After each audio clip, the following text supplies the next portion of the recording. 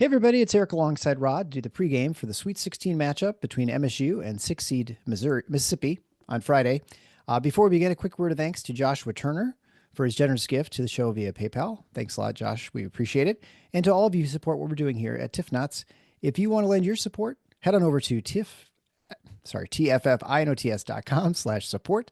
There you can find the necessary links. Head on over there today. Also, if you've not yet subscribed to the show or shared it with family and friends, please do so. And of course, leave a written 5-star review on your podcast player to help other Spartans find the show.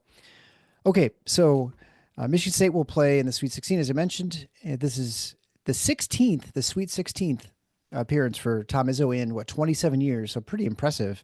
Yeah. It's actually, when you think about it, he's only missed the Sweet 16 11 out of 27 years. For as much as people are talking about this program being in the gutter, being in the dumps, not too bad, not too shabby. I mean, it's not us, obviously. It's 100,000 times, and I heard him talking about it today, which, by the way, if you have not seen Tom Izzo's press conference from today, dial it up. Get a look on YouTube, wherever else you can get to it. It is a tour de force. Somebody, I think it was one of the 24/7 guys, actually, I would say made the mistake, except I don't think it was a mistake. I think they got what they were figuring they were going to get and then some, and they're probably happy with that because it's newsworthy. But they made the mistake of asking Izzo about how he handles the fact that the portal has opened while his team is preparing for a Sweet 16 game. And we've actually already seen Michigan lose a kid. Yeah. Portal, Justin Pippen, they're in the Sweet 16.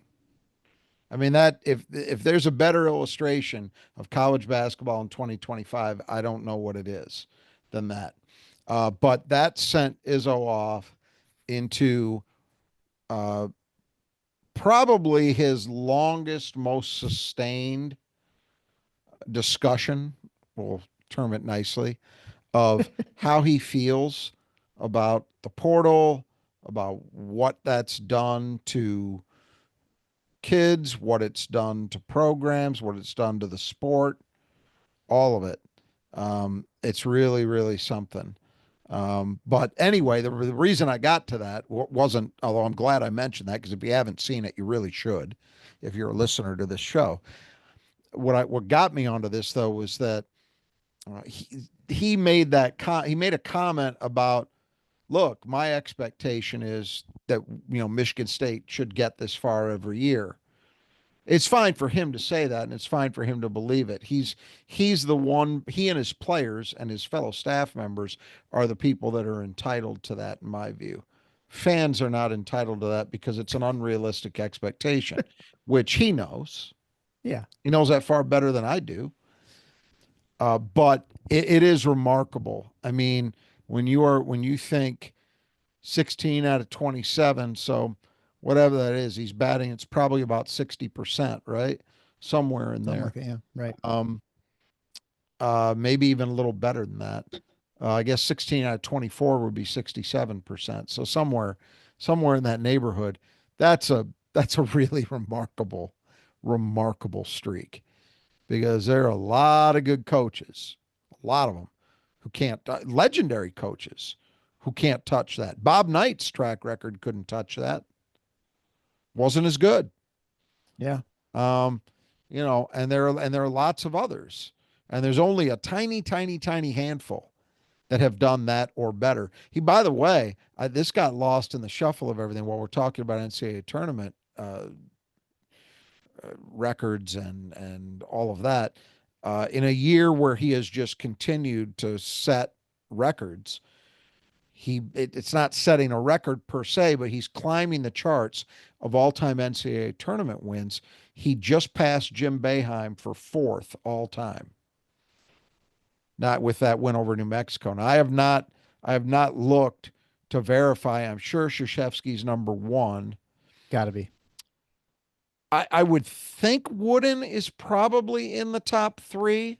I haven't looked. They didn't play as many games, though, right? So that's why detriment. I say I think. Yeah. And then from there, it's tough. you would think it's got to be somebody more modern than that. Maybe Dean Smith. Dean Smith had a strain of a bunch of Sweet 16s or better in a row.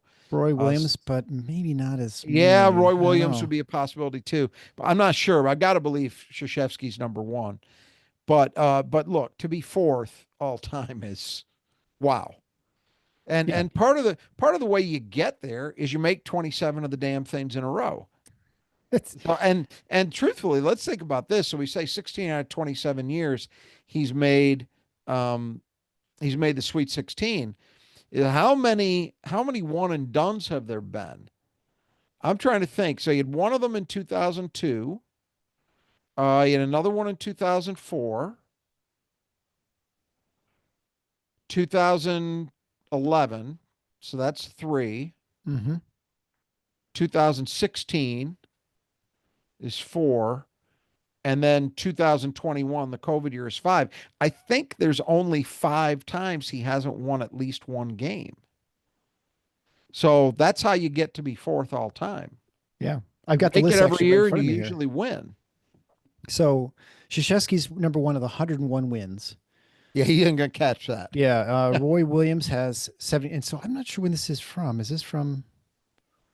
This says it's from this year. So it's interesting because it says Roy Williams is 77, Dean Smith 65, Boeheim was 61, Calipari 59, and Izzo was 57. So I don't know. That was that what reporter Okay, mentioned I that. just know So what they said. I yeah, didn't I know. I Yeah. didn't So look it up. they But mentioned they caught even him. if So even if that's not, you could see it's even close. if that list is accurate, he's right there. Oh yeah.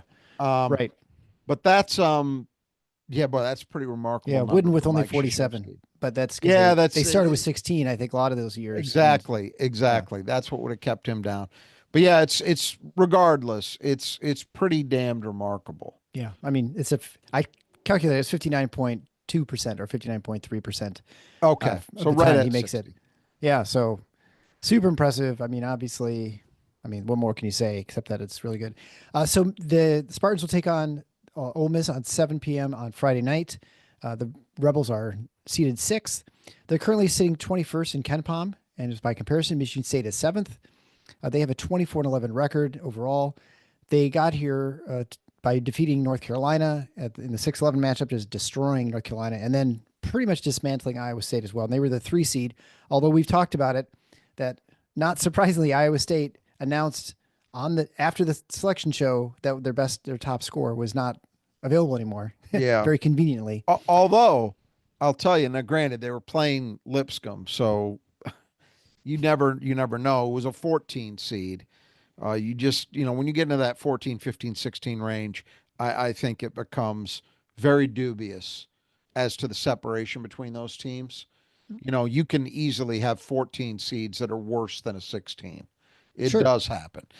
So I don't have much of an opinion on judging the merits of Lipscomb, but I will say I watched a little bit of Iowa State's game against them, and Iowa State just blasted them into the sun Yeah. and looked very, very good offensively.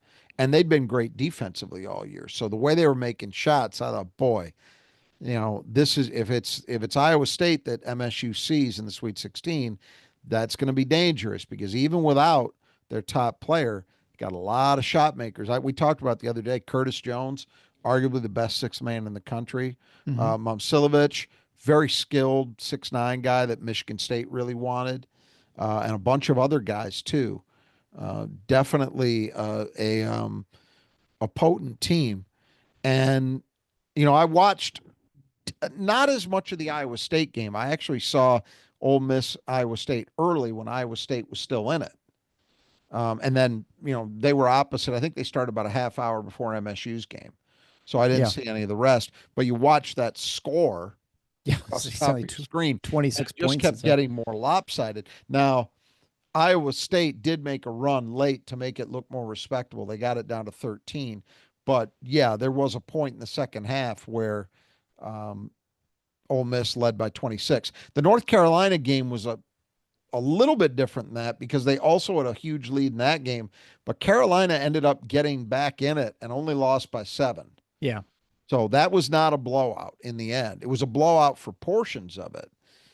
But regardless, Ole Miss, you've got to give some credit to for sure, because even though they were a 6 seed and they were favored against Carolina, that's still a name brand program that Yep. had played very well in their game in Dayton.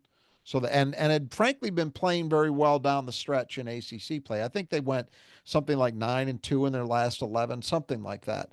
So Carolina was coming in with some confidence. That was a very much a limited team in some ways in terms of the roster composition. They had no size, which is really weird for Carolina. We're used Yeah. to seeing them Right. with great rebounding teams. They were just we saw it when MSU played them in Maui. But great guard play.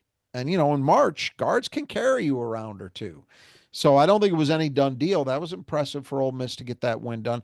And then Iowa State, even down a man, that's a good team. I Yeah. certainly saw enough of them this year to know that's a capable bunch. So even though as we go through this, we're going to talk a lot about the ways in which Ole Miss is flawed, because believe me, they are. But that still says something about them. It also says something that they've beaten teams like, I believe they beat BYU, who Yes. looks really good right now. They beat Tennessee and Kentucky in the league. Hmm. So they've got some pretty impressive scalps on their wall this year. So it's important to keep that in mind, that even though I'm going to talk about, and we'll talk about their strengths too, obviously, but there are profound weaknesses with this team. They are a flawed team, but they're a flawed team that's still done some really good things, and they're capable of beating Michigan State in this game if Michigan State's not doing the job. Well, let's start by talking about their head coach, Chris Beard. He faced Michigan State obviously in 2019 when he was the head coach at Texas Tech. Faced him in the Final Four, and most of us remember that sort of miserable game. Aaron Henry got some early foul trouble, Yeah. and then they did a good job bottling up Cassius Winston. He was pretty ineffective in that game, and it was just like a close but not close game, I guess is how I It remember it. just felt like Like they such always an had a chance to get in, but they never quite got yeah. into the game, right? That's It was the when I think of that game, the word that comes to my mind is anticlimactic. After that win over Duke, and I don't think that's necessarily what happened to Michigan State, right. but it felt that way. After that win over Duke, where you felt like they had really slain the dragon, because at that point it had been years since I think it had been, you might have had to go back to the 2005 NCAA tournament to find an MSU win over Duke. It had been a run of many in a row where MSU hadn't won. And on top of that, that was arguably, and this is saying something, that was arguably the most hyped Duke team since their first national champions under Krzyzewski, since that Grant Hill, Christian Laettner, Bobby Hurley group. I Hmm. mean, the Zion Williamson hype train, it's faded a little bit in memory now because his NBA career has been largely spent on the injury list. But that team, he, RJ Barrett, Cam Reddish, the younger Jones brother, I mean, that team was hyped to the moon, and Michigan State beat them. And it really did kind of feel like they won the national championship that day. The Yeah, trouble it is did. they didn't.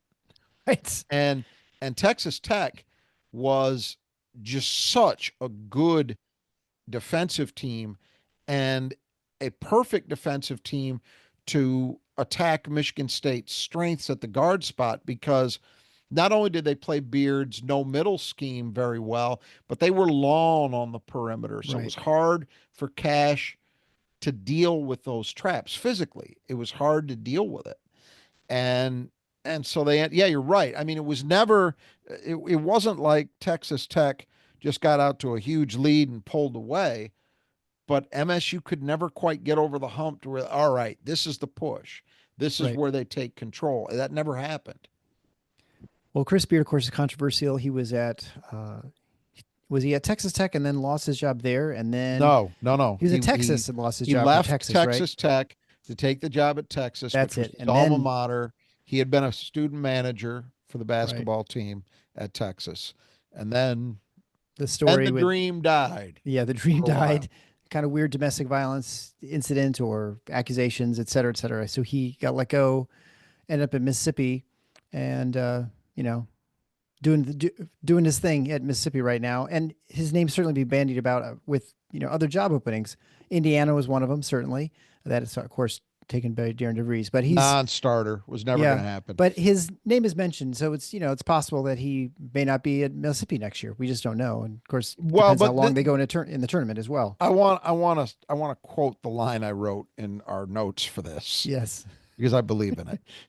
He sat out a year, but was hired before last season by Mississippi because it just means more, which for those who may not know is sort of the SEC's slogan, tends to refer more to winning games as opposed to behaving in a non-criminal fashion. But that's how it goes.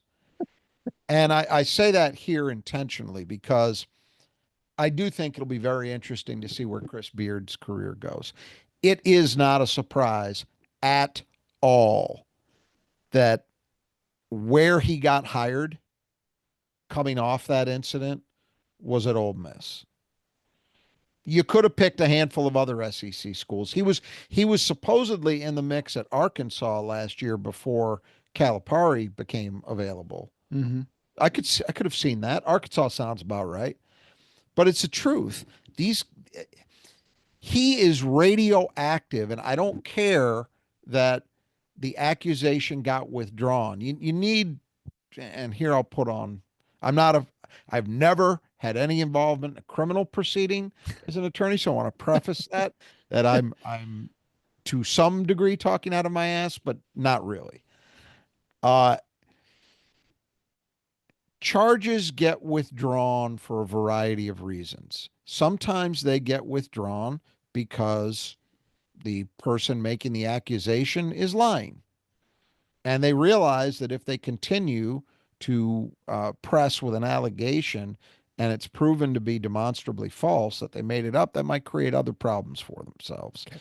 So they withdraw it. Sometimes a conscience seeps in. They say, all right, I know this isn't true. And sometimes you do it for other reasons. So, say you're the girlfriend of someone who makes a very large salary as a basketball coach. You might, upon reflection, realize, huh, that's what's helping me live the lifestyle to which I have become accustomed. Right. And if he gets convicted, that becomes a non starter. I might want to rethink this. I can't say what happened. Nobody outside of those two people can know. But it was enough that Texas flat out fired him. Yeah. Didn't care. Fired him. And I think that tells you how a lot of schools, not all schools, but a lot of schools in the high major world would have reacted to Chris Beard. Indiana was never, ever, ever going to hire him. Not a chance in the world. And I would say that goes, I can't think of a single Big Ten school, not even Ohio State, would go that far. I don't think. I would be shocked to see it. So Chris Beard, and you could say the same about most of, I think, the ACC. Except NC Uh, State. yeah, NC Will State, Wade. NC State and Clemson, maybe Florida State. They get it, but they're SEC adjacent anyway. I mean, they all feel kind of like that. The ACC is one of those schools that they're a halfway house. You've got the Dukes and the Virginias, the Carolinas that feel more like a Big Ten school. I'm talking about the relationship that athletics has to academics and the sense of propriety or self-importance if you're inclined to be less charitable, all of that stuff. But then there's ACC schools that would be right at home in the SEC. But truthfully, the SEC is where Chris Beard belongs. That's where they were. That I could have predicted that from the word go. That if he was going to get another high major job coming off that incident, it would be at a school like Ole Miss. It would be at a school in that conference. That's what's happened. Now, what'll be interesting is what you were kind of getting to. If he continues to win down there, that plus time, does Right. that get us to a point that somehow somebody in a different situation would feel emboldened enough to hire him? I have my doubts about the Big Ten. I kind of think he's radioactive enough with that incident that he's non-hireable. That's my guess. I mean that like forever. Yeah. I don't Okay. think he would ever get hired, but I don't know that for sure. Time would be the time and winning, right? Those Yep. two things cure all ills, so Probably they the say. second one more. Yeah, in some ways.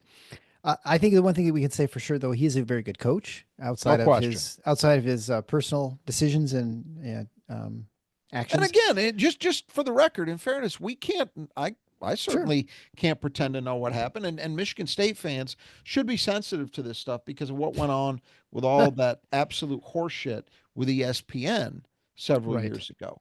You know, now this was different. These were actual. This was the charges. He was arrested. Charges were filed. You know, Right. so this is a little different than that. In fact, it's a lot different than that. But nevertheless, you can't know for sure. Yeah. Well, let's talk about the Rebels here on offense. They're 24th in KenPom, which is a spot higher than Michigan State. That is mostly driven by the fact that they really don't turn the ball over. They're number 3 in the country in turnovers. And outside of that, they're just sort of kind of average. They're 122nd from threes. They're at 34.5 or 34.8%. They're 172nd from 2 points. And from the free throw line, they're 124th at 73.6%.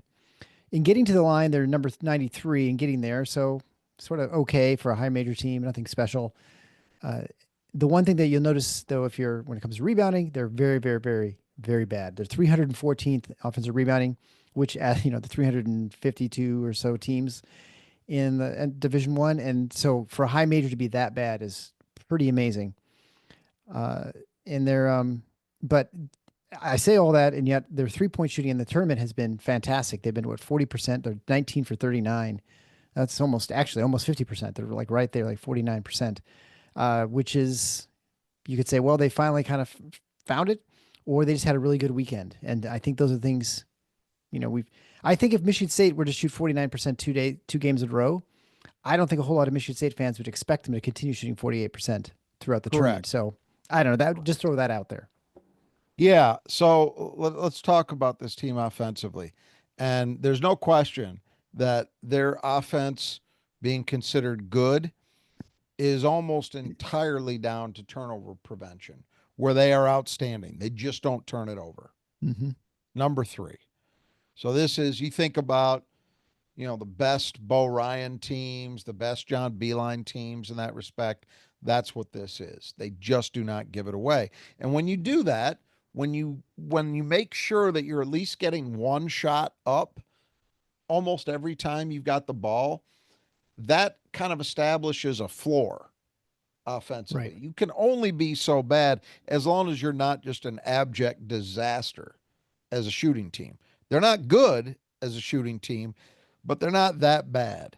Um, the foul stuff, they get there at a decent clip, middling in terms of how well they shoot it. Not terrible, but not great at number 124. The big weakness, as we said, the major weakness, they don't ever get offensive rebounds. I mean, this is, Right. and we'll talk about this a little more in a second. Collectively, at both ends, this has got to be. I didn't verify this by going back and looking at every team's profile, but I feel comfortable in saying this is one of the 2 or 3 worst rebounding teams MSU has played this year. And I mean that collectively, and I mean that including every non-conference team they played. They're Mm-hmm. that bad. It's a reflection in part of a lack of size, and then I think it's just their personnel and style of play. But what that number tells you is to be a high major team, be 314 in offensive rebounding, it almost has to be a strategic decision. Right. Chris Beard has decided he's not going, because you could grind out a little better number than that if you were aggressive, even if you're not good, if you see what I mean. Yeah. That they're that bad tells you, well, they just don't really even try. Right. And there's a strategic reason for doing so, right? That's sort of what you're getting at from a defensive The, standpoint, yeah, floor balance, whatever, floor getting your balance. set Yes. defense I think set. that's the biggest thing is Yeah. he's decided, and there are coaches who, I mentioned Bo Ryan and John Beeline Mm-hmm. in Right. turnovers. They also shared another commonality. They did not commit much to offensive rebounding. They viewed floor balance as being more important. So, and this is the thing. What matters most is getting more shots, more scoring chances in your opponent, Right. right? So their theory would be, well, we're not going to turn the ball over ever. We're also going to Mhm. rebound very well defensively. And so at worst, we're going to be kind of in a push with you in terms of scoring chances. And if that's the case, if we're even there, we're going to beat you because our team is going to be more efficient. We're going to shoot the ball better than you do. Right. And Right. usually they were right. You know, um, this team can't.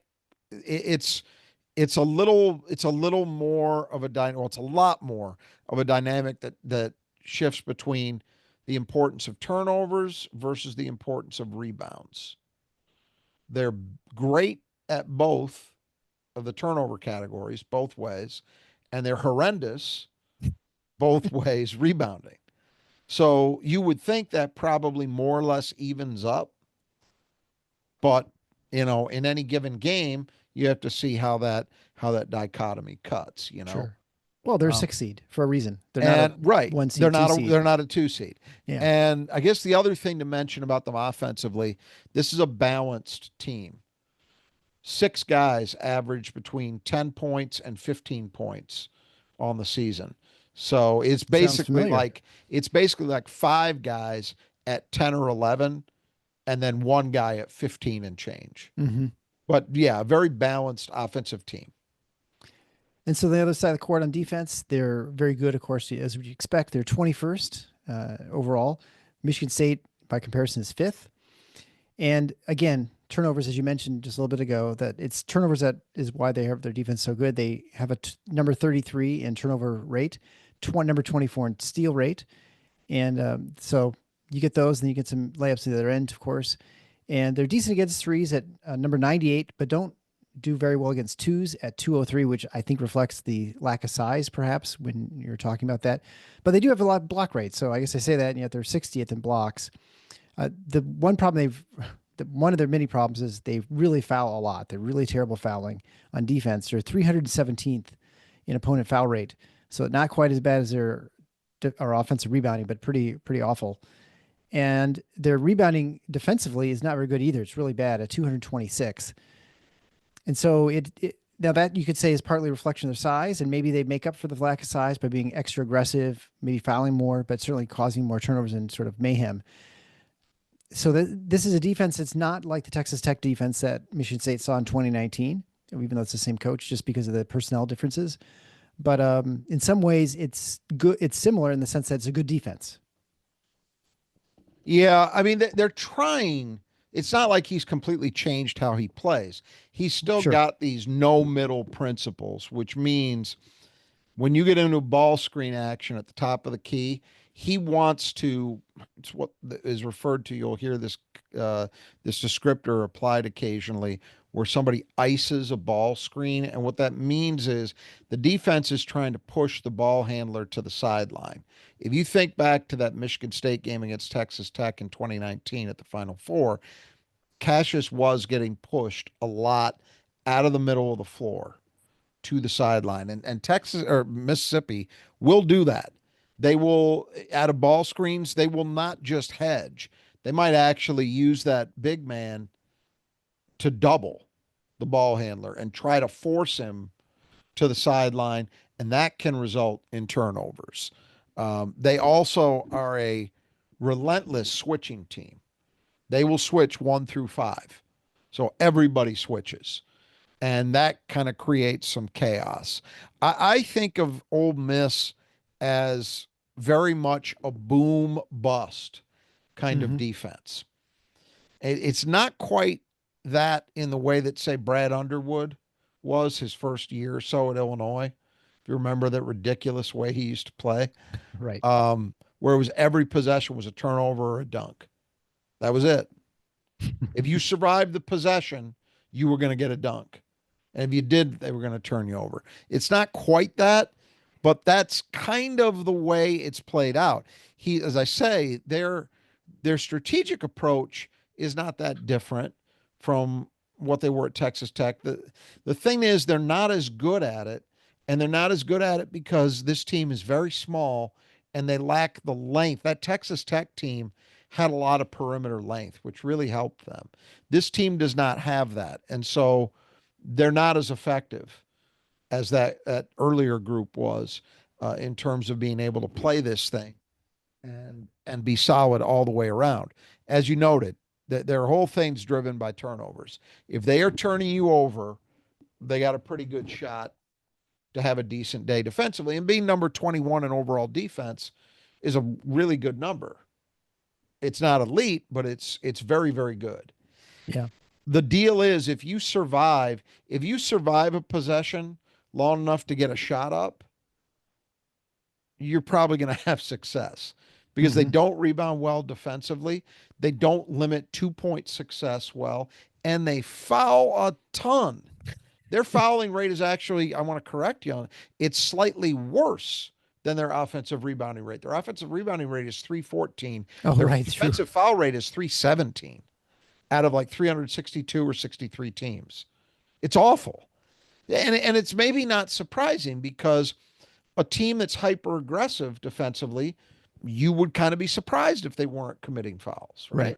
Well, that's how it goes. So it's an interesting thing. I think that they've done a decent job, not nearly to Michigan State's level, but a decent job holding down opponents' 3-point success. But the biggest thing is the turnovers. Yeah. And if they're not getting those, look out because they can get got. I mean, there's a lot of weaknesses here, even for an overall defensive profile that's pretty good.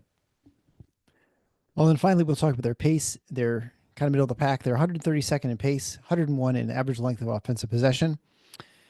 What's very interesting about that, as we talked about the Nevada game or New Mexico game last game, they had an extremely fast pace, like almost the fastest in the country.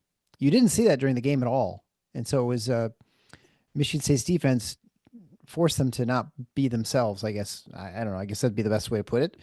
But so we'll see how this game goes and whether it's whether Ole Miss tries to slow it down even more. I'm not sure. It may just be a function of just the fact that Michigan State's defense keeps them from scoring quickly.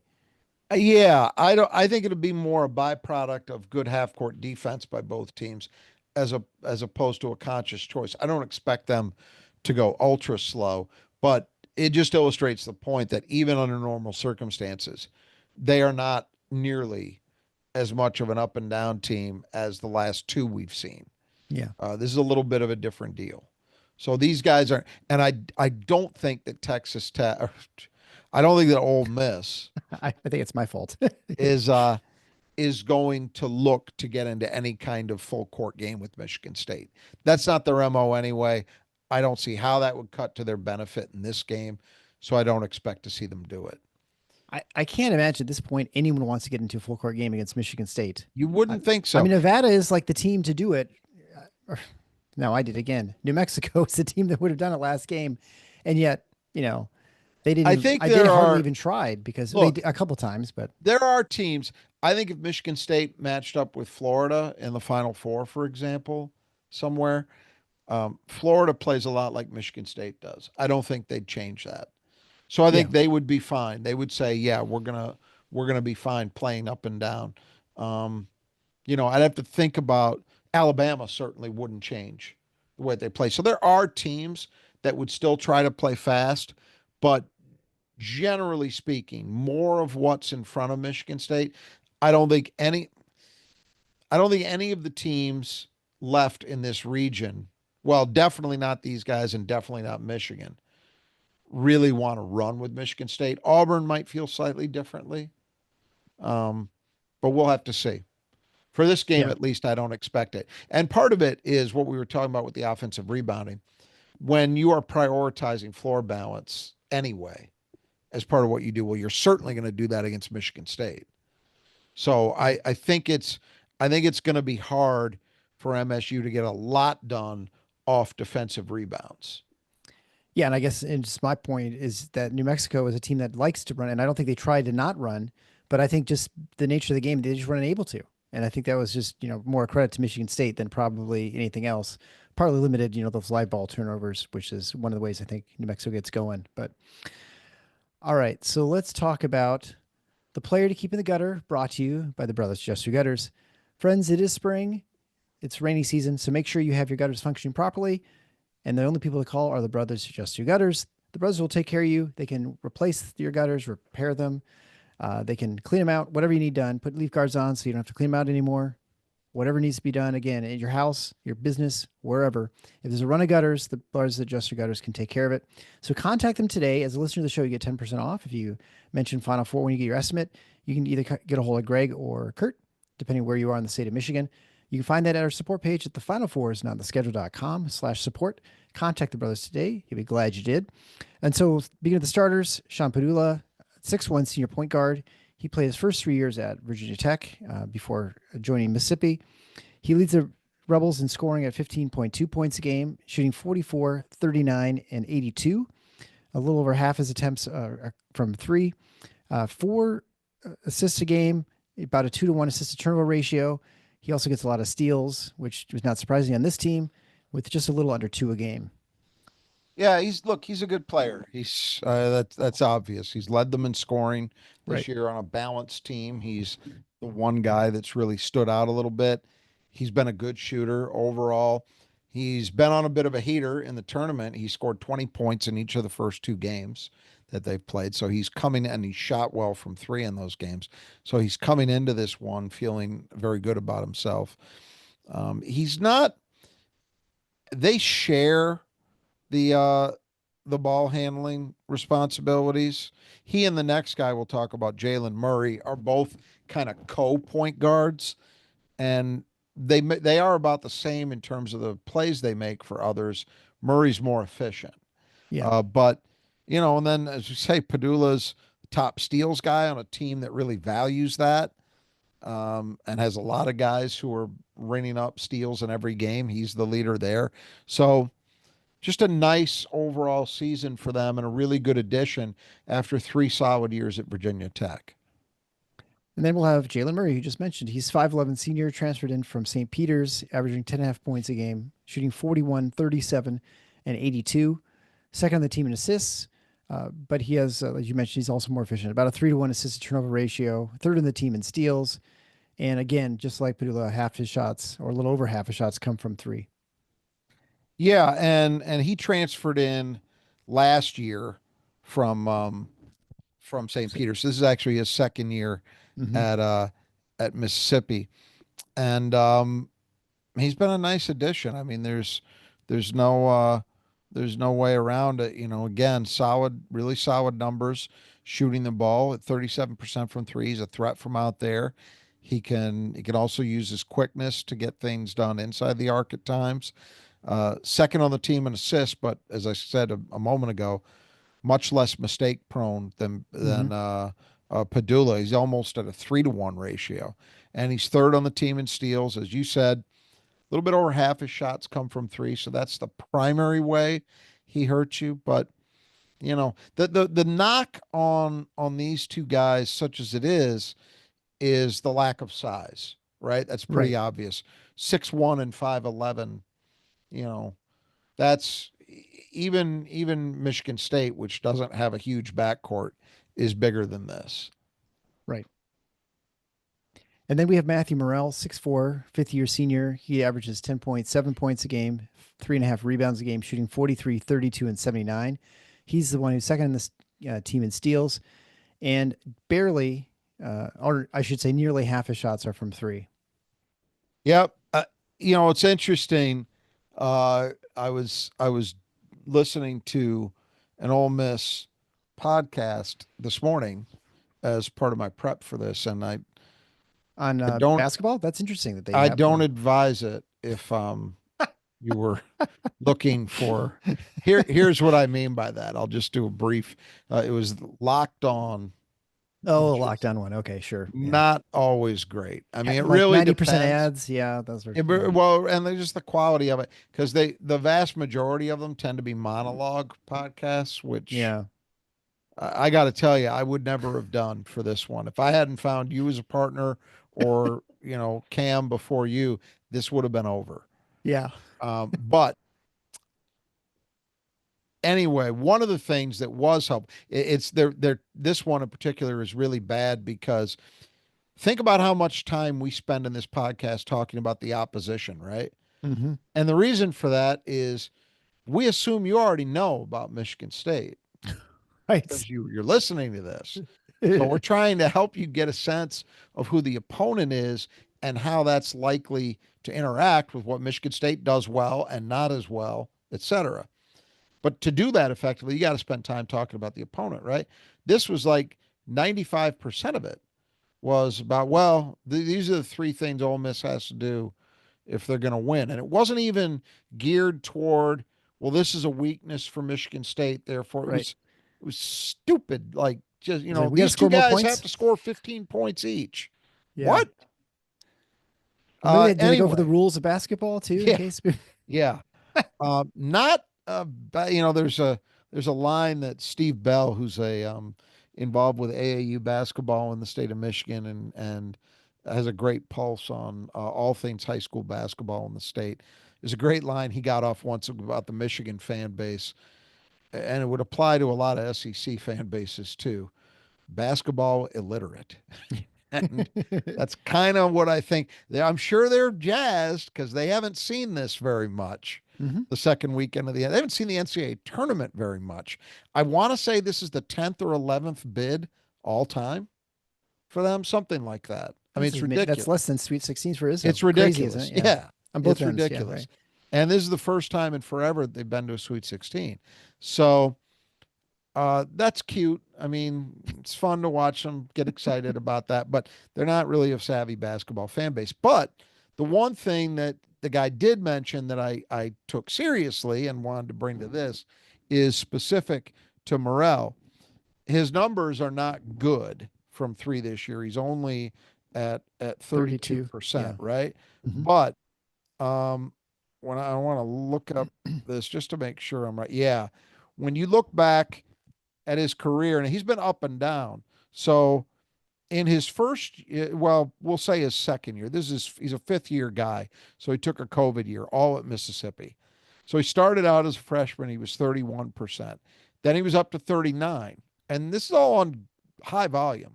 Mm-hmm. The next year, 30%. The year after that, 40. And then this year, 32. So there's been some inconsistency, but what this Ole Miss media person was suggesting is that he'd had some injury issues this year that, and he did miss 5 games.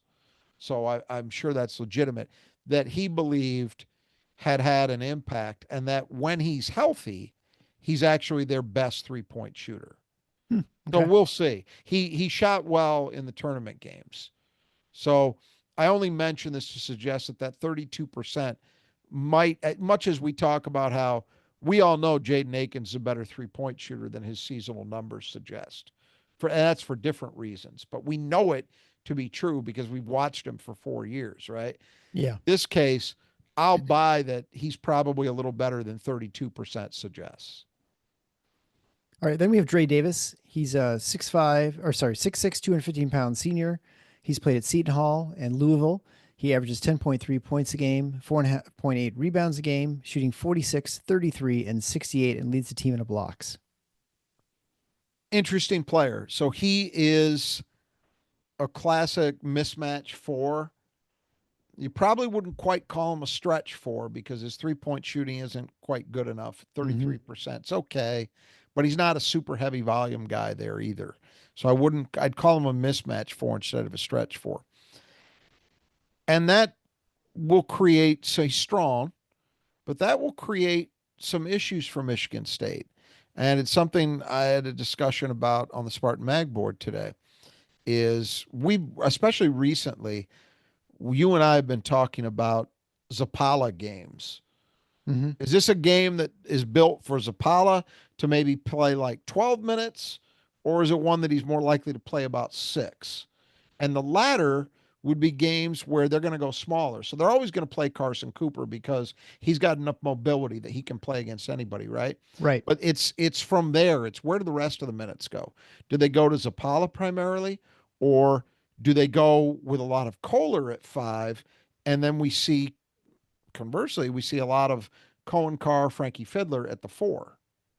This feels like that kind of game Mm-hmm. because normally Michigan State, historically, Tom Izzo, this is not news to anybody, is going to prioritize the defensive end. I almost Mm-hmm. said prioritize. Yeah, I don't know. You got He's the going to Latin. prioritize the defensive end, right? And so Davis is quick. He's athletic. He's got some Mm-hmm. strength. I can see a scenario where they might want a little more of the Carr Fiddler combination matching up with a player like that. We saw it against New Mexico was a weird hybrid of these things though, because they had a center that very definitely made it a Zapala game. But then we also saw Jackson Kohler struggle a little bit defensively, especially early in the game, to contain their 4-man who was 6'9", but actually functioned more as a mismatch 4 type. And that's why you ended up seeing more of Cohen and Frankie in the game, was for defensive purposes, Mm-hmm. So Davis's presence does create that conundrum for MSU, and it'll be interesting to see how they handle it. My bet is we see a lot more of Cohen and Frankie at the 4, but we'll see. Yeah, well, it always comes down to whether you can punish the other guy on the other side of the floor enough to make it worthwhile. That you may have a It couple it slippage it in your defense, right? does, it does, but that's not how Tom Izzo No, approaches no, it. I agree. Yeah, He's never been a guy to say, yeah, you know what, that's fine. You're going to get yours, but I'm going to bet that our guy, due to his size advantage, is going to get more than you get on the offensive end, and we're going to win that trade. yeah. That's not how he approaches things. And No, that's true. frankly, on this team, he shouldn't, because it's not like you say, well, yeah, Cohen and Frankie would be a better match defensively for this guy, but boy, we're just not going to be able to score with them out there. No, you don't say that. They score differently than Jackson does, but they're both capable of scoring. Yeah, So I don't know how much you're really giving up. You know what I mean? You're yeah. maybe giving up you're giving up some size, certainly, and potentially some rebounding. But Hmm. again, this team is so bad rebounding, just so awful, that I'm going to be infuriated no matter what lineup Michigan State plays if they don't pound them into oblivion on the glass. There's no excuse for not doing it, Well, no and matter who's out there. Carr and Fiddler are not like huge liabilities. I mean, obviously not as Right, good as right. Kohler, That's but what you I should. mean. Yeah, right. That's what I mean. They're not Jackson, but hey, come on. Yeah.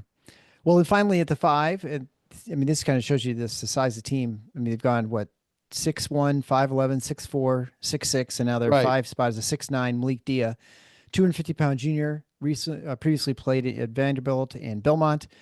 He averages 10.7 points a game, 5.7 rebounds a game, shooting 47, 35, and 64. So he's a stretch guy. He's second in blocks, with just 3 behind Davis. Yeah, he's a good player.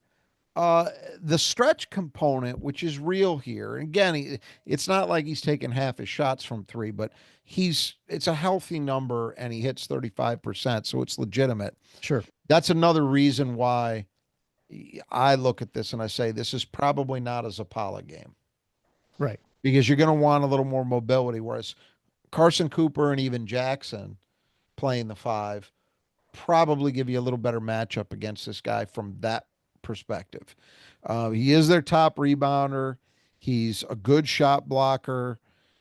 He's good defensively in terms of his mobility. We talked about how they'll try to push ball screens to the side, keep you out of the middle.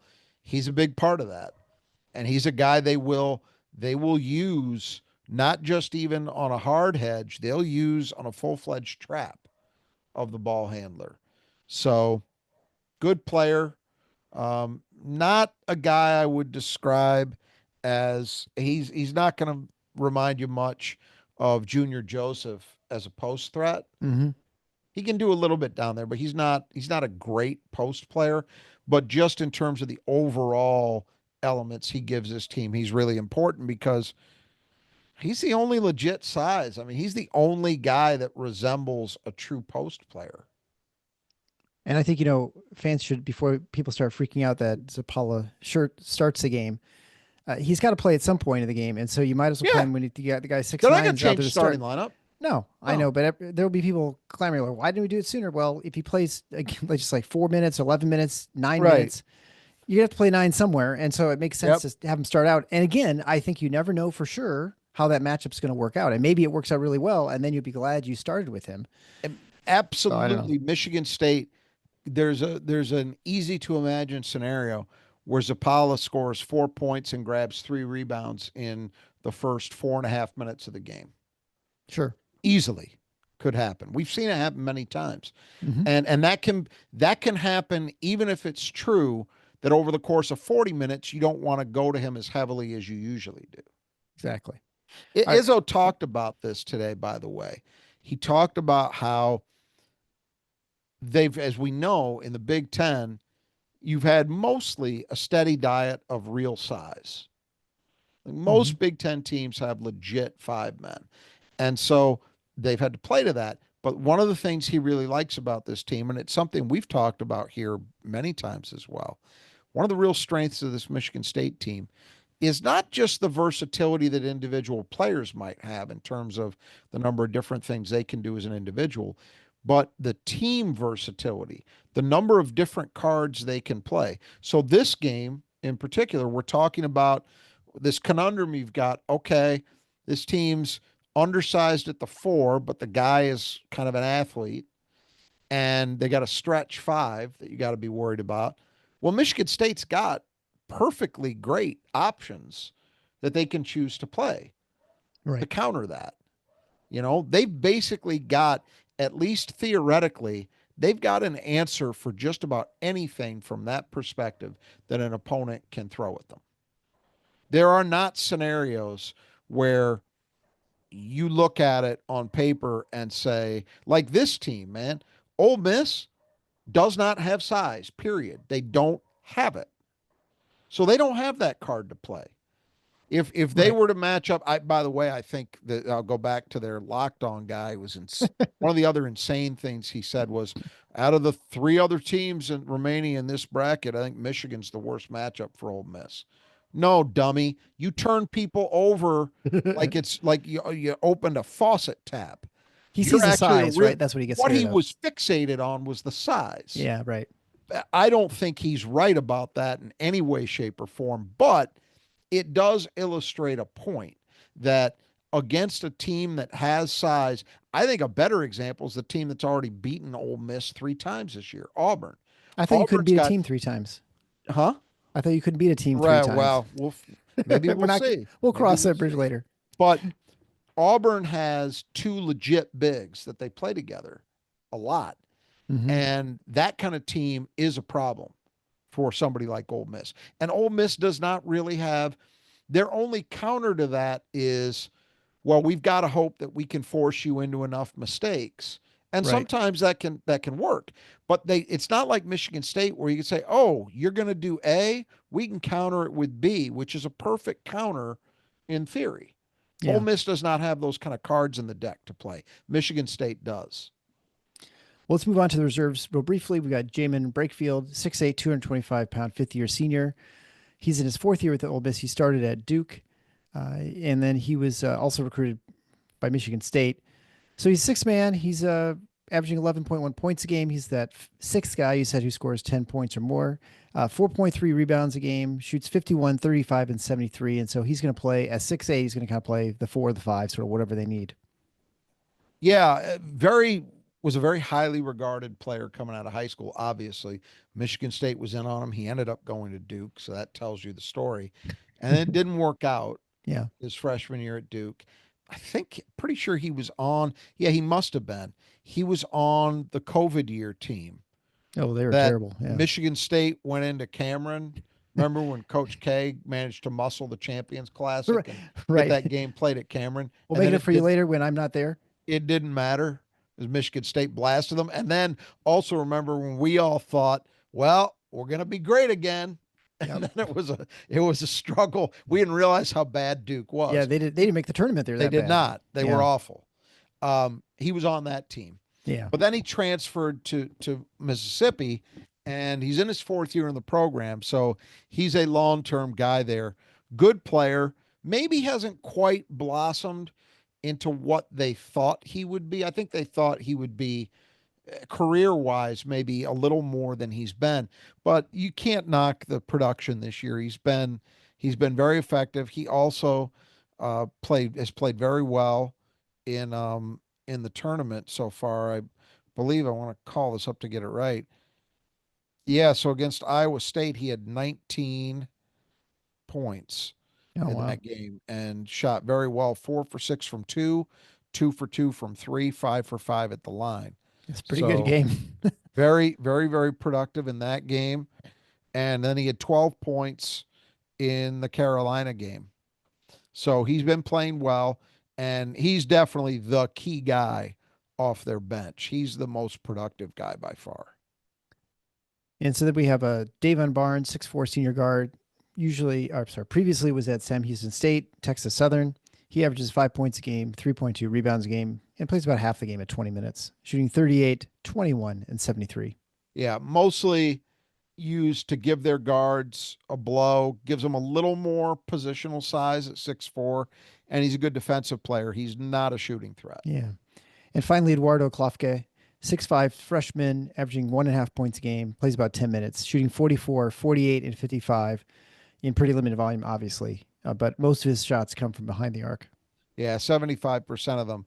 He would be the opposite of Barnes. He doesn't play as much, but when Klofka is in the game, he's a shooting threat. That's Mm-hmm. what he's there to do. And he has shot the three very, very well this season. Again, they're not playing him a ton. I gotta look and see real quickly. He played 5 minutes in the win over Iowa State, and he played 8 minutes in the win over Carolina. Yeah. So, and he's averaging 10 a night on the So season. So you get the idea. he's playing even less now, especially and you think a player, Right. if you'd play me a little bit more in a game where you're up 26, and the fact that he's playing only 6.5 minutes a game in the first two, he's But probably not as deep. in a game like this, Well, right. It we could be talk different. about this, Michigan State's depth, it maybe forces you to think about playing a guy like that a little more than you normally would, just to make sure that your key, if nothing else, that your key players are fresh for Right. winning time. You All know? right. So who do you have as the Brothers of Justice Gutters player that Michigan State needs to keep in the gutter? Well, I'm going to go with Padula. I Yeah. mean, that's a safe bet. He's their leading scorer in the tournament. He's their leading scorer in the regular season. He's their co-floor leader along with Murray. He's Mm-hmm. their top steals guy, which for them equates to probably being your best defender because that's what they prioritize. So I think it's a pretty easy call. The idea here for Michigan State is similar to what we've said all year about point guards, and we said it about Dent in the last game, New Mexico. Just Michigan State needs to make this player less efficient than he normally is. You're not going to Right. shut Padula out. You want to make him less efficient. And I think, again, it's going to be a unique thing for him to face what Michigan State is going to throw at him defensively. Multiple guys, all of whom can check. That's going to be a challenge for him. All right. So who cleans the glass best? Brought to you by the Squeegee Squad of Grand Rapids. My friends, if you have windows that need The to be brothers cleaned, who just do the squeegee. brothers. I almost said brothers. Yeah. Boy, the season's almost over, right? Hopefully, only about 4 games left. We can do it. Swedish Squad of Grand Rapids, great partners of the show. They will take care of your windows. I know I've mentioned many times they clean our windows or house. They can also power wash. If you have a business or high rise, whatever it might be, they can do the job, whether it's big or small. They can do the interior, the exterior, the windows, whatever you need done. And again, the power wash is nice because they don't get up. They get up on the ladders to do it, as opposed to just shooting from the ground, 30 feet in the air, but at super high pressure and peeling away the paint. So they'll do a very nice job on your house. You get 15% off. You mentioned Final Four when you get an estimate. If you mention that when you get your estimate at our website, which is the easiest way to find things, at the Final Four is on the schedule.com/support. Do it today. You'll be glad you did. And right now, as far as the competition goes, of course, it's over. I'm down 5 with 4 games to go, hopefully. I'm down 17-12. I do get to pick first this time as far as who's for Michigan State's going to clean the glass best. And this is almost a competition now where I kind of feel like I want second and third. I don't want to pick first, Yeah. but Well, I'm just especially a game like this, it's challenging. yeah. I the, we've had a lot of these games recently where I just don't quite know where the minute allocation is going to be. I feel like in the tournament we're seeing the I mean the benches contract. I mean we're down to basically 9 players playing. I mean we haven't seen Right. Booker. He Right. played a little bit in Bryant, but that was about it.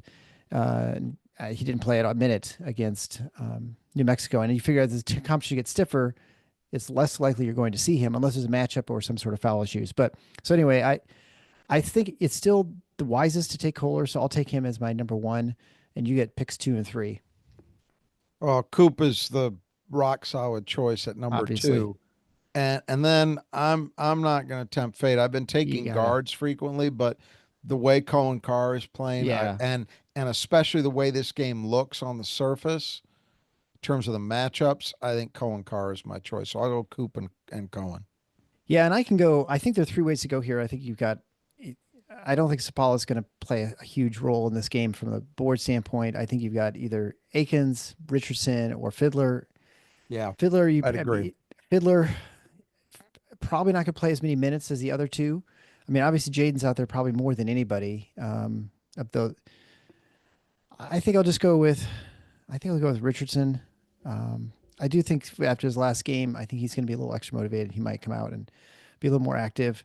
Not that he really took much away from his game for having just a struggle offensively, but I think he did sit a little bit more, and I think this game he'll be out and playing more. So I'll just go with Richardson, but Yeah. it's just a guess. Which brings us to 5 keys to the game brought to you by Nudge Printing. And you have been asking, listeners, when our Tifnots logoed stuff is going to be available at Nudge Printing. It is available now. And actually, I need to update the website. So you can go to our website and go to a link there, which will take you to the page at Nudge Printing. Or you can just go to nudgeprinting.com/TFFINOTS.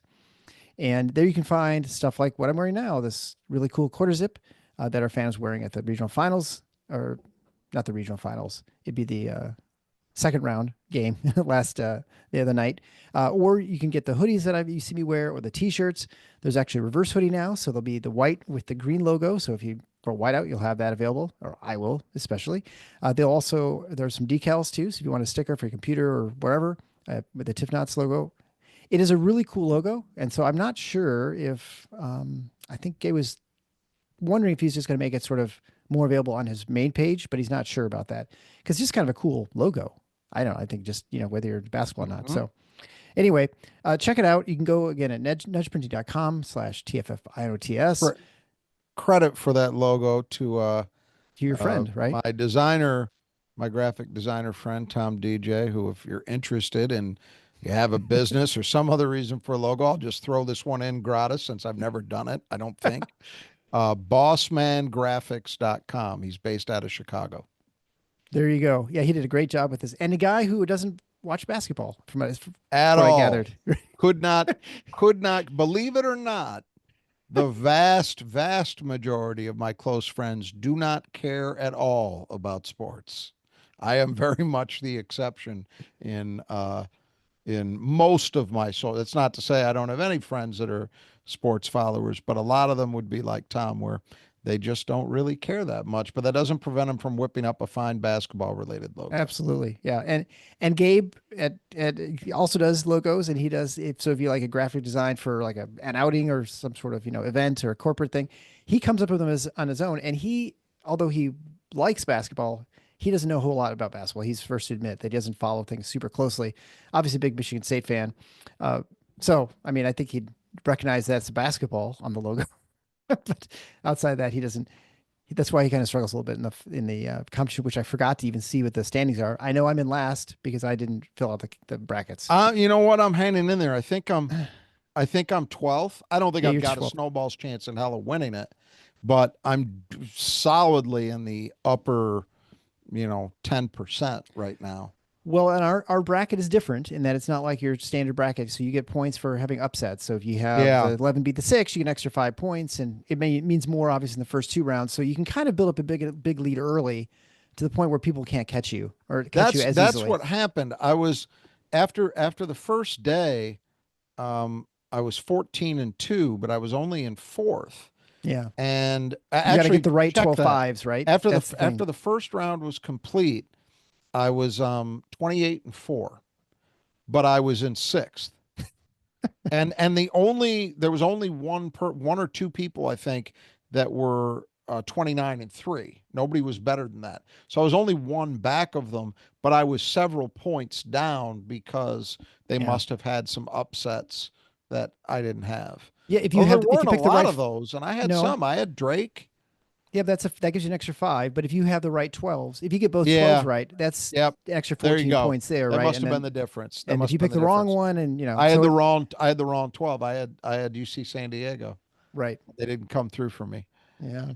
You keep picking against them and they're like a cockroach. They just keep Well, surviving. that ends on Friday night, but anyway. That'll follow Michigan State's I game, of hope it course. doesn't. I hope it doesn't because I want to see them there.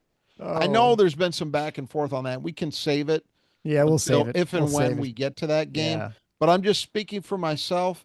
Bring it on, please. I've seen that matchup. I know what happens. They get hammered. They It go home crying. it is funny how you have it. It's just because I think, I was with Graham Couch and he had he had a good explanation for why Michigan State fans are so concerned about this matchup. Many of them are, is because Michigan fans, they don't care. I mean, they don't really care. If they lose, they're like, yeah, Correct. we had a good season. But if they win, it'll be incessant, and Yes. the risk reward is much greater on the I Michigan State understand side that. than the Michigan State. And that's why people have a lot of concern about it because I know. football, we know how that's going to turn out probably for the. So anyway, I think that's probably most, Well, I don't go that far because I've seen a lot of Michigan State football wins, but yeah, um, I understand that. But at the same time, just on the merits, who do you want to see? You want to see Michigan or you want to see Auburn? yeah. Auburn's the better team. There's no question. So to me, that stuff is all self-defeating nonsense. And I have ultimate confidence in this Michigan State team against that Michigan team. But anyway, Yeah. we can talk No, more right. about that when and if we get there. I don't Exactly. think we're going to be there because I don't think Michigan's winning. But Yeah. I mean, ultimately, you'd rather play a team that you've beaten. And then if you beat them twice, you say, well, it wasn't a fluke that you won the first time. And if you won both times they weren't fully. Yeah, easily, they got hammered I mean, that you both easily won both the times. games, whether it's there or at home. You haven't done that with Auburn. I mean, maybe they could do that with Auburn. We don't know. They've been played. So anyway, again, for Nudge Printing, nudgeprinting.com. Tons of apparel, not only just the Tiff Knot stuff, although you can get that there. You also 20% off. You type in Final Four as one word at checkout. And great stuff. Won't regret it. All right. So the first key to the game is handling pressure. Mentioned Ole Miss. They sort of their calling card on defense is to pressure the ball to cause lots of turnovers. Of course, it makes them foul prone. But can Michigan State withstand that pressure? There have been times this year, although Michigan State has a bunch of good ball handlers, they have sort of succumbed to that. For little spurts. Generally, I feel like it's the beginning of the game when they have trouble and they sort of kind of figure things out, or like at the end of the game when things get a little more frenetic when people are trying to come back. Those are the times when they seem to have the most trouble. But just got to play solid with the ball, right? That's it. Izzo talked about how he's officially tired of the slow starts. Somebody asked the question though. It's about The time way they someone framed the decided. question today was good, which was, are you to the point that even if your team gets down in the first half, this group has so much confidence in themselves that they don't get rattled? And he said, "Yeah, but I'm tired of this. I don't like it. I don't like what we've been doing." I understand that. His thinking would be, well, we should be playing the way we do in the last 30 minutes for the 40 minutes, you Right. know? So the Yeah. turnovers does kind of come into that. You're right. They've seemed to at times at least come in bunches early. Ole Miss, as we talked about, they're going to use ball pressure, and sometimes that will be in pure man. Sometimes that will be in trapping. Although I have not seen any evidence that they've really employed any full court stuff. But they look to speed you up, and they look to generate turnovers, and they want them to be steals, and they get a lot of those typically. So it's important not just to make sure Michigan State's getting up shots, they're getting scoring chances, But also, you want to, this Ole Miss team, again, the one thing they do well is they don't turn it over. Everything else is kind of blah to horrible. Yeah. You want them going against the number 5 half court defense in America regularly. Right. Yes. If you are exactly. committing live ball turnovers, they're not a fast break oriented team, but you're going to be giving them chances to get easier baskets against you than they have any right to. Absolutely. So it's really important from that perspective. Well, that kind of leads into our second key to the game, which is the boards. They're really bad on the boards. I mean, putrid. They're horrendous on the offensive and very, very, very bad on the defensive end. Maybe not quite as bad on the defensive end, but they're not good. Listen, man, if you're a high major team and you're sub 200 Yeah. at either end, you're bad with a capital B. Because I thought Iowa was bad, and that this is worse than Iowa. So Way I guess that's worse. pretty bad. Yeah. Yes. So I mean, Michigan State has to get a lot of extra opportunities, and prevent obviously opportunities for Ole Miss to get it, second tries, and then also of course to get as many second chances. Those kick out threes, those sorts of things. I mean, they've done it this early, the first 2 games of this tournament. There's no reason to think they can't do some more here. Well, Do some I serious look at damage. it. I look at it this way. My recollection, and I just want to be sure I've got this right. So as I'm talking, I'm going to pull it up. Yeah, late in that game, when Carolina mounted their comeback, they got some things done with offensive rebounding. They didn't have a huge game overall, and Carolina's a terrible rebounding team in their own right. They're very small, but they were able to get some things done. Mm-hmm. So if you're Michigan State, I mean, come on. This is one of your real strengths. There's no excuse for not absolutely controlling the rebounding this game. If Michigan State doesn't do that, that's a problem. They're going to be in trouble because the thing is, if you really do take control of this area, it gives you some cushion, or should, at least in theory, in regard to the turnovers. Sure. Right. It's hard looking at this equation to expect Michigan State to be even or to have an advantage in the turnover category, because Ole Miss does force them. So even if you're good against it, you're probably going to cough it up a few times, and then they just don't commit many themselves. Exactly. And we know Michigan State isn't oriented to force them. That's right. not Exactly. so. You really, if you come in expecting there to be some kind of differential there, then you need to make sure it's an even bigger differential on the boards. And on paper, it should be. That's got to convert to the actuality, though. Sure. All right. So the third key to the game is the 3-ball. So Ole Miss, not a great 3-point shooting team throughout the year. Pretty good. They're okay, but they've been really good in the tournament the last week. And of course, I mentioned they're almost 50%. Can they keep that up? Michigan State, of course, is an elite 3-point defense. So elite, they're number 1 in the country as preventing teams from shooting. And then also be nice if Michigan State got going a little bit, obviously hitting threes too. Yeah, that always goes without saying. Sure. You'd like to see some production from there, but we know the MO for Michigan State. If something crazy happens and they hit 8 or 9, well, we'll see you later, Ole Miss, because you're not beating Michigan State if they're hitting 8 or 9 threes. But we're not going to count on that. Yeah. So I think, to me, the 3-point shot, they're decent at it over the course of the season. They're not great. They have been fantastic in these 2 tournament games. Are you betting on that continuing? Usually that's not a safe bet. By now, we kind of know what a team is or isn't. But they could defy the odds and have another great game. The problem with that is they're facing the single best defending team against that shot in the nation. And again, not by accident, not by luck. It's what Michigan State does. Right. And I fully expect them in this game to, I don't know if we'll see a full tilt load up on the perimeter the way we have in some games over the years, but I'm going to be shocked if they are not looking to get over the top of ball screens, if they're not playing a higher line than maybe we might see in some other games. I think they're going to be reasonably aggressive in looking to take away clean looks. Because if Ole Miss does not have a productive game from three, and I don't mean they've got to shoot 50%, but say, if they don't have, say, 8 makes from Hmm. three, I don't see how they win this game. Right. All right. So the fourth key to the game is transition game. Obviously, always important for Michigan State to get fast break points, easy points before the defense sets. They've really put it to both New Mexico and Bryant the first 2 rounds. This is a game where you don't expect them to get a lot, but you do expect them to get clean defensive rebounding, and so we know they can get some transition going off the rebound. So, maybe they can get some fast break points in situations where you normally would not think you'd be able to. It's also, off made baskets, Sure, free a little bit of a throws, we've different seen that. situation Yeah, in terms of floor balance. And if you're not used to seeing Michigan State, you're not used to that.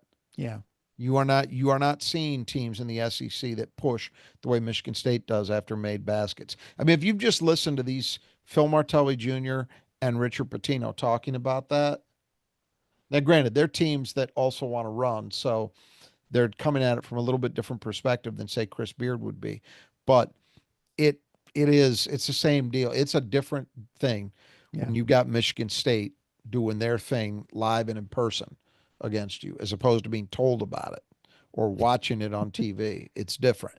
yeah, And look, Chris Beard, really good defensive coach in particular. And I fully expect he's going to do everything he can to limit Michigan State's transition chances. So I don't expect, if they hit their average, which is a little over 16 points a game on the break, hey, again, hard to see Ole Miss winning this one. I don't hmm, expect that. But if Michigan State can maybe get into double digits there, maybe 10 fast break points, 11, something like that, that could be good enough. I think it's going to be limited, but you hope that just lack of familiarity with what MSU does allows for them sprinting leaks a handful of times, and then MSU is able to exploit it because that could be a difference maker. yeah. When you talk about speed, it reminds me of going to a Lions game, and when you watch the games on TV, you don't really appreciate how fast these players are moving. Right. But going to a game and watching those guys, you're like, I cannot believe that guy broke on that ball and got there. Or you don't. I think until you see some things live in person, it is a completely different experience, and you can see that with these teams. That I'm sure they can watch in film and watch the stuff and like, whoa, well, would not have allowed that to happen or something like that. Until you But actually experience it yourself, you're like, holy cow, that is really fast. yeah, and some of it is the athleticism, but I think of Michigan State as a reasonably athletic. They're a good athletic team, good team in terms of athleticism. I don't. They're not reminding anybody of Phi Slamma Jamma No, out there. They've had MSU's had more athletic teams. This isn't the Shannon and Mo show, right. but it's it's the mentality and it's the relentlessness of it that I think is something, until you experience it, it's hard to really have a feel for what it's going to be like. I really do. And I think that's the challenge, is that, we used to talk about this with guys like Tominaga Yeah, I was just gonna say the same thing. Yeah, just or the kid from Penn State a couple of years ago. I'm forgetting his name, the guard, the yeah, transfer right. white guard they had. Hmm. Um, these guys who just would take shots in situations, not just spots on the floor, but even in terms of the rhythm that you just don't see guys take shots in. And it would be shocking. The defense would have a hard time adjusting to it because it just doesn't feel right. Well, similar thing here. When you score, you are not used to the opponent looking to beat you. We saw it against New Mexico, right?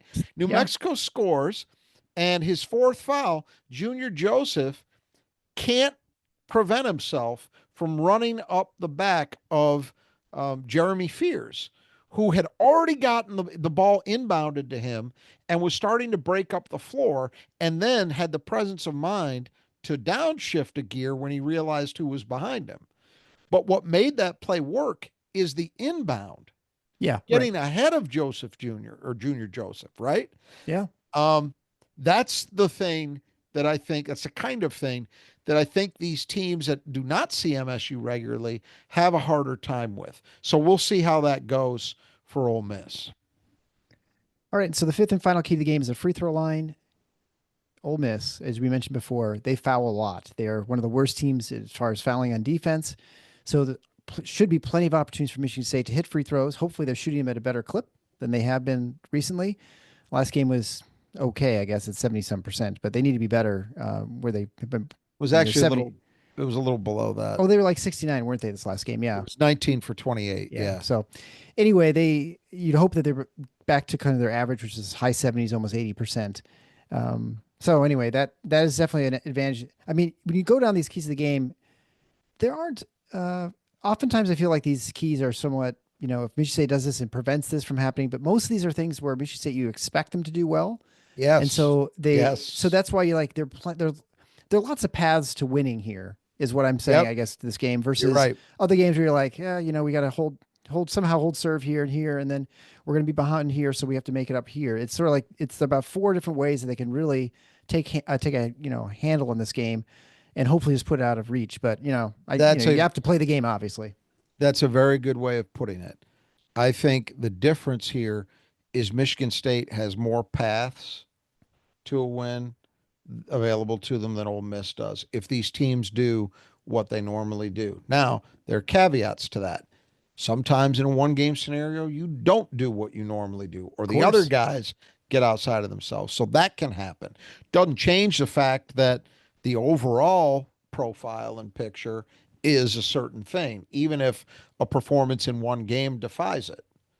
I mean, that happens all the time. I remember Michigan State 1986 playing in the Sweet 16 against Kansas. Almost should have pulled off the win, but for a clock operator in Kansas City at Kemper Arena. But if I was Larry Brown, who was the coach of Kansas at that time, I would have just been utterly mystified. Who is this Barry Fordham guy that put 16 on us? Because Barry Fordham was the only guy on that Michigan State starting lineup who didn't score. His whole role, he was undersized. For those who don't remember, I'm sure a lot of our listeners do. He was a 6'8", maybe 220-pound, quote-unquote, center. His job was rebounding and defending. He rarely scored. He had 16 against Kansas. Nobody ever saw that coming. David Thomas in an Elite Eight game to beat Temple all of a sudden starts draining jumpers. Travis Walton in a first or second round game, I think it was second round game against USC in 2009. They dare him to shoot. He does. He drains them repeatedly. They never saw that coming. So weird things can happen, right? That's the caveat to all of this. Sure. But the fact remains, you're exactly right. There are more paths available to Michigan State based on expectations, reasonable expectations, than there are for Texas Tech. So that's why you have to like Michigan State's position in this game. Doesn't matter. I said Texas Tech again. Ole Miss. Put a dollar in the jar. Gotta get it straight. The color schemes are similar too. Yeah. Same coach, yeah. But in this case, Ole Miss really, really fouls people a lot. So you would be very surprised. Could you get a game where all three officials decide to swallow their whistle for 40 minutes? Yeah, you could. But on average, you would expect that Michigan State's going to shoot a lot of free throws in this game, particularly when you combine that fact with what Michigan State does offensively, that they get to the line a lot, that they're top 50 in offensive foul rate. So it's hard to imagine a scenario where MSU is not shooting somewhere in the 20s in terms of free throw attempts, right? That's what you would expect. So then the key becomes, can you convert them a little better than you have for a lot of the last month? Can you get back to what you were the first 3.5 months of the season? Because it will matter, On the other side, Texas Tech is decent. They're not as good as Michigan State, but they're decent in terms of drawing fouls. And Michigan State is nowhere near as bad as I said Texas Tech again. They're nowhere like $40 near in the jar now as Ole Miss in terms of fouling the opponent, but they're middle of the pack. They're mediocre. So you would expect that Ole Miss is going to get some free throw attempts of their own. The key is that looking at it as objectively as you can, Michigan State should have an advantage here. They need to make sure that happens. That that comes into actual being rather than just a theoretical, this is what ought to happen. All right. Well, before we mix up our team names again, I think we probably should get out of here. Ole Miss. Ole Miss. I don't know why it's just Mississippi, but anyway, Ole Miss. So make sure you visit our sponsors. You can go to our support page to find that. Also, ways to support the show if you'd like, either on a recurrent or one-time basis. So check out the Brothers Just Do Gutters, Squeegee Squad of Grand Rapids, Nudge Printing, and again, you can check out and get our new apparel, the Tip Nuts Nudge Printing stuff. Super sweet stuff and good pricing, good shipping, all that kind of stuff. So 20% off. You mentioned Final Four. Type in it just one word at checkout. All right. So we will be live after, almost for sure, we will be live after the game on Friday night. Hopefully it'll be good news. And although I suspect Rod will be somewhat distracted while we're doing it. And if I can avoid once again, not the rebounding, I will not have to wear a basketball on my head, but that is obviously a distinct. I'm really concerned this time because of the fact that I've got the first and fourth pick. So I got to just survive to the next round, just survive in advance here. So, Right. all right. So until next time, folks, the Final Four is on the schedule. Go green.